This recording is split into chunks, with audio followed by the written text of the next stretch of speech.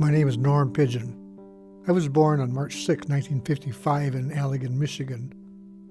I'm a husband of a beautiful wife and father to two boys. I attended elementary school in a one-room schoolhouse until 5th grade. I experienced culture shock in the 6th grade at Hopkins Elementary because my class had 8 times the students than at South Monterey School.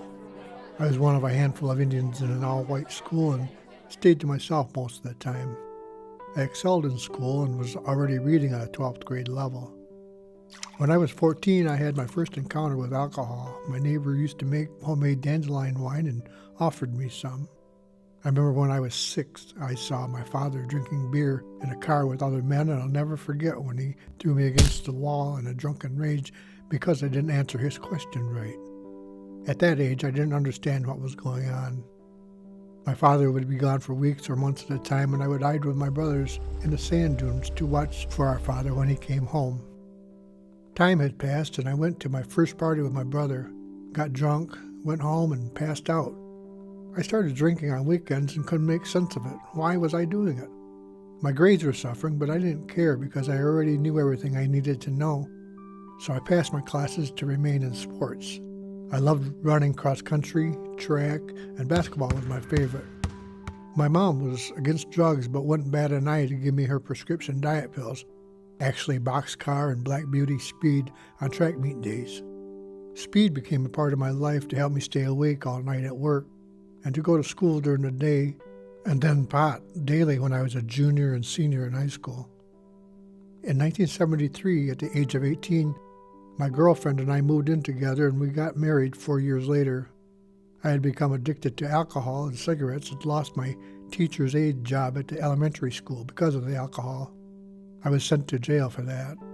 I was concerned about the effects of abuse to my body, but I really didn't talk to anyone about it. I was conflicted because I remembered how my childhood pastor, Lewis Church, helped me understand that there was good, but the alcohol controlled the bad.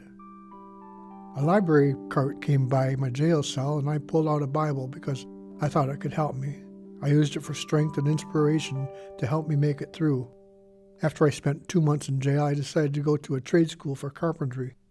I remember when my Uncle Leonard was building a house and I could smell the pine being cut, and I always wanted to do something like that. After 2 years of school, I got a job.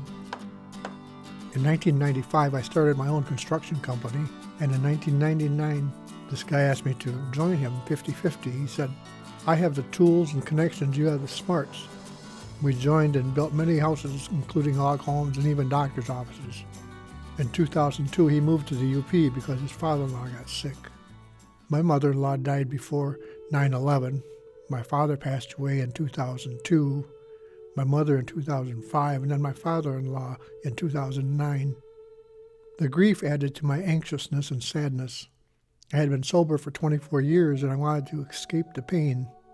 I thought a beer a day would be okay, but one beer led to another and another, and then to excessive drinking. I had a mental breakdown and tried to commit suicide. I agreed to see a psychiatrist and showed up drunk to my appointment. I was admitted to the Holland Community Hospital for 2 weeks. While I was there, I had a moment of clarity. Everything I was doing was wrong and I did need help. I wasn't afraid to ask because I know I had beat this thing before. I focused on making my life whole again. It was more fulfilling than the addictions. I had good inside me no matter how bad it was. I'm in control of my own life. I was diagnosed with being bipolar. The ups and downs were difficult, but instead of turning back to alcohol, I decided to follow the regimen of the doctors. I'm clean and sober and I don't smoke cigarettes anymore. My sobriety date is not important to me because that means the addiction don't have a grip on me. I live spiritually, physically, mentally, and emotionally with a centered and balanced life. I've been blessed in life, and I've always had pride in the things I was doing: plumbing, electrical, drywall, and even making walking sticks. I wanted to give somebody the best. I'm happy and I can be a guiding light in someone's life. If you feel you are in a dark, deep hole with no way out, don't struggle. There is help.